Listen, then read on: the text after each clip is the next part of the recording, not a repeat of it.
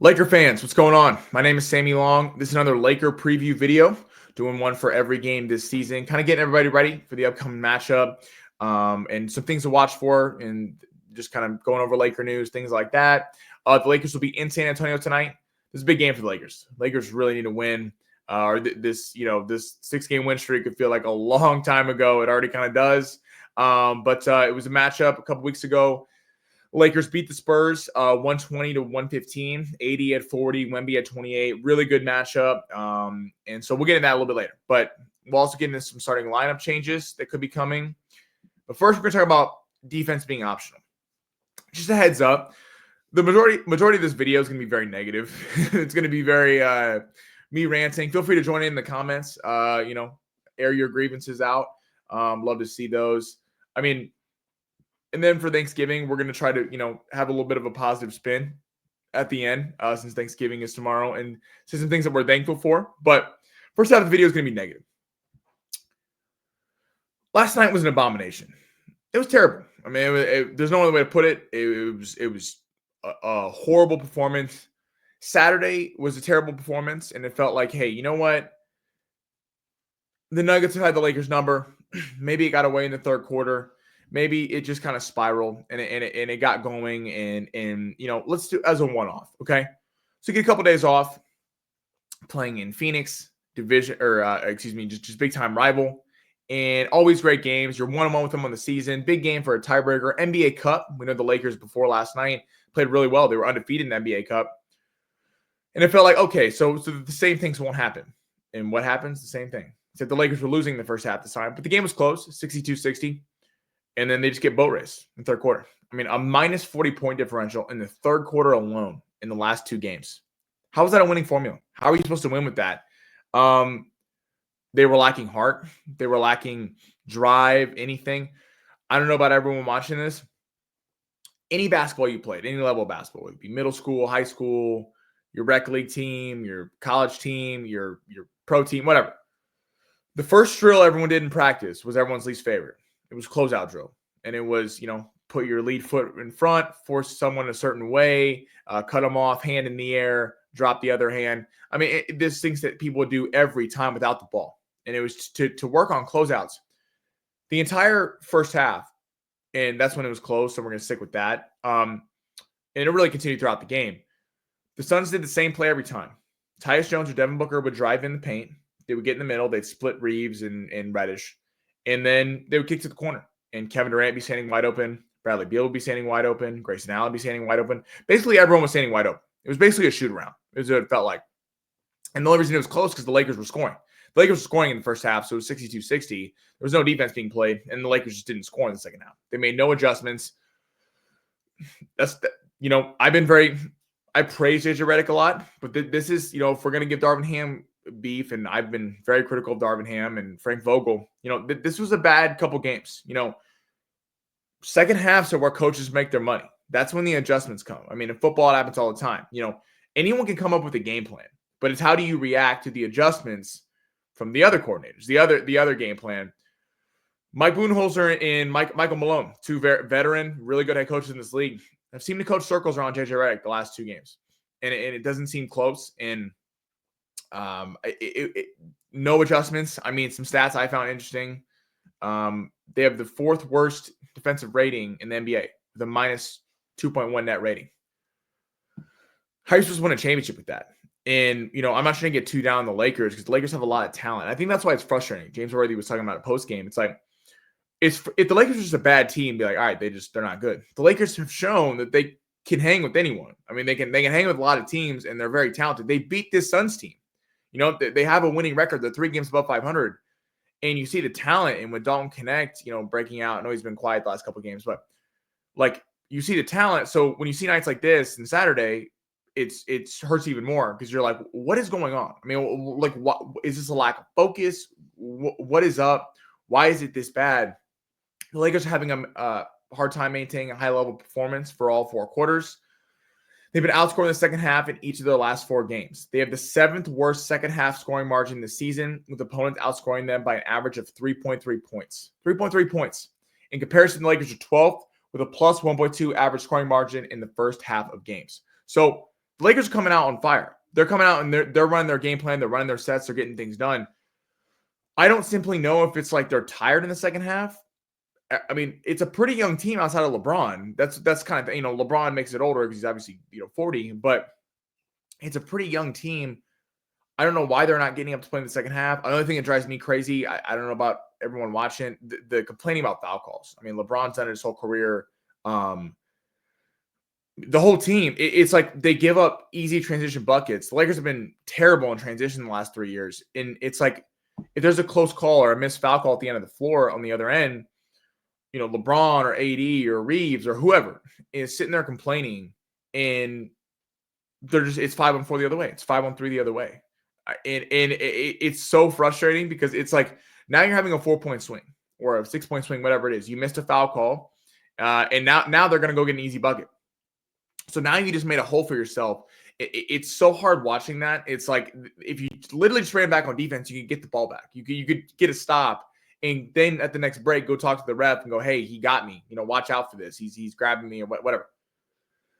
It's so hard watching that, and the whole team is terrible at transition defense. I mean, every single person is bad at it. I think that's a reason for it. They literally don't run back. They're complaining about foul calls. It's frustrating.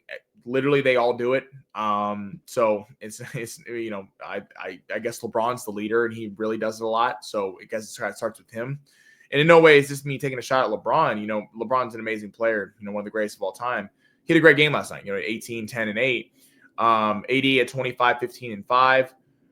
But then again, AD is allowing Nurkic to get whatever he wants on the glass. That should not be happening.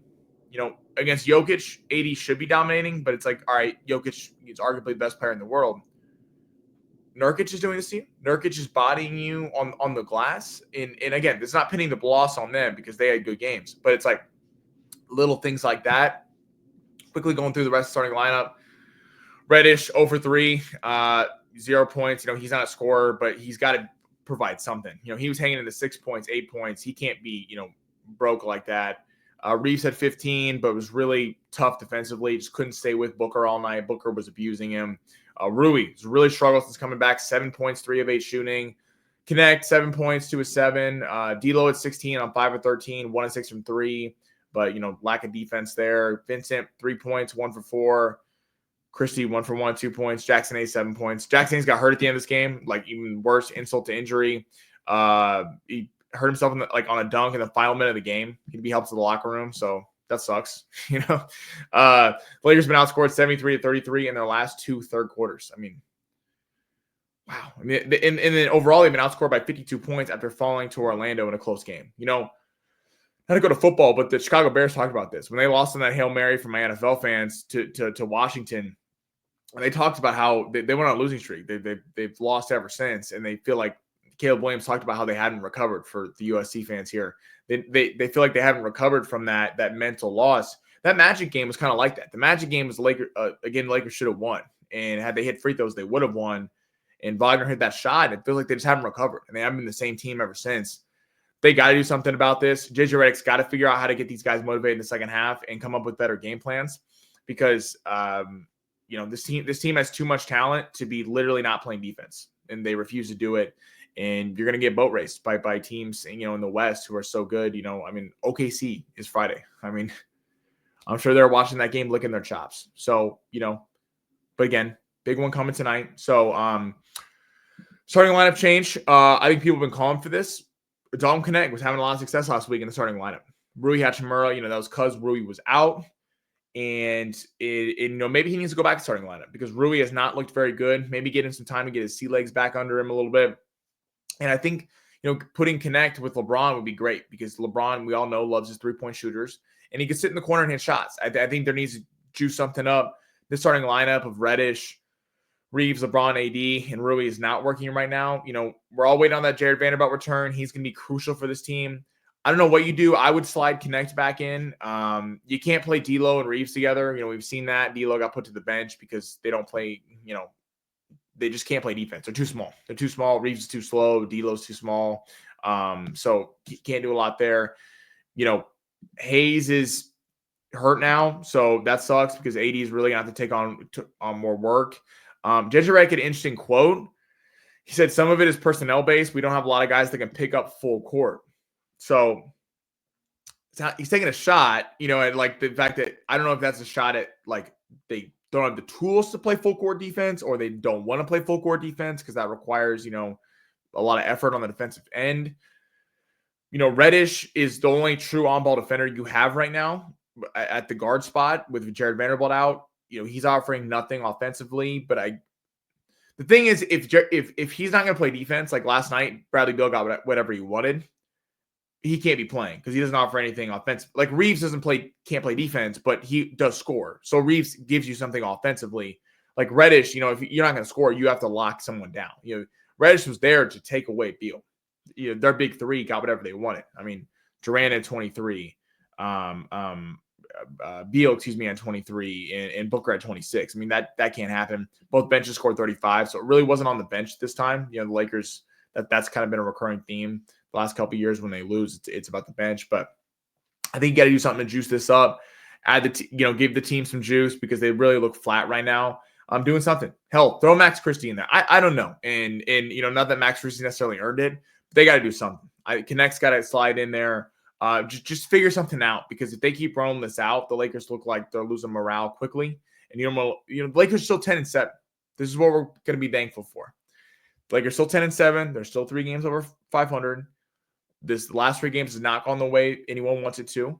But thankful for Dalton Connect. He looks like he's only going to keep getting better. Max Christie could be limited action, but could be coming out of his shell a little bit.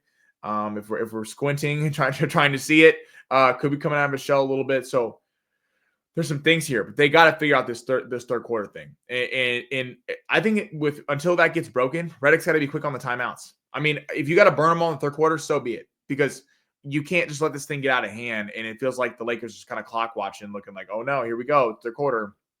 What if they go on their run? San Antonio is going to be rocking tonight. So getting to them. As I mentioned earlier, the Lakers beat the Spurs 2 weeks ago, 120-115. Really good game. Wembanyama, 28 points. AD at 40, so he went absolutely nuts. The Spurs are on a 4-game win streak right now. Their last game was winning against the Jazz, 128-115. Harrison Barnes has been excellent. I mean, he's really been one of the defensive players of the year. 8 points, 8 rebounds, 5 assists. Wemby's great. Obviously, Chris Paul kind of distributes that offense. Stephon Castle is one of the exciting young players in the league. We saw it when the Lakers played him out of UConn. He's young. He's really, having a big role in this team because of some of the injuries. Devin Vassell, who should be back tonight, has been out. And Jeremy Sochan has been out. He's got fractured left thumb. He won't play tonight, but Vassell will probably be back. So Castle's being thrust in there and has really making the most of his opportunities. He's been great. He had 23 the other night. Keldon Johnson and Blake Wesley, both young players. Johnson's 25, Wesley's 21 out of Notre Dame, I believe. Come off the bench and have offered some pretty good scoring. They've had 11 and 14 the other night, I believe, something like that. So San Antonio's going to want some get back. The Lakers need this game. This is a big game for the Lakers. You got to stop this spiral from going because you got OKC Friday, and you're not going to be favored there. The Lakers have played them good recently. We'll get to that in the next preview video, but I don't think you can necessarily just count on that. And, the Spurs are going to want some get back. They're getting hot at the right time. 4-game win streak. Maybe it's good that you come right back out. You're getting destroyed in the media today, as you should, and got absolutely embarrassed on national television. Maybe the Lakers come back locked in. And it's not the first half, it's the second half. Redick, we're looking at you for adjustments. It can't be just keep doing the same thing because coaches are making adjustments and the Lakers are not responding to it. So that was my rant. We're going to be thankful for Dalton Connect. We're going to be thankful for a few things. We're going to be thankful for the Lakers being 3 games over 500. Happy Thanksgiving, everyone. Hope everyone has a great day. And, go fill up on some turkey and everything. And hopefully, Thanksgiving's a little bit better with a Laker W. We're going to sit back and watch football and not be talking about a Laker 4-game losing streak. So appreciate it. Thank you guys for tuning in. I want to get you guys on the post-game show. And thank you. Go Lakers.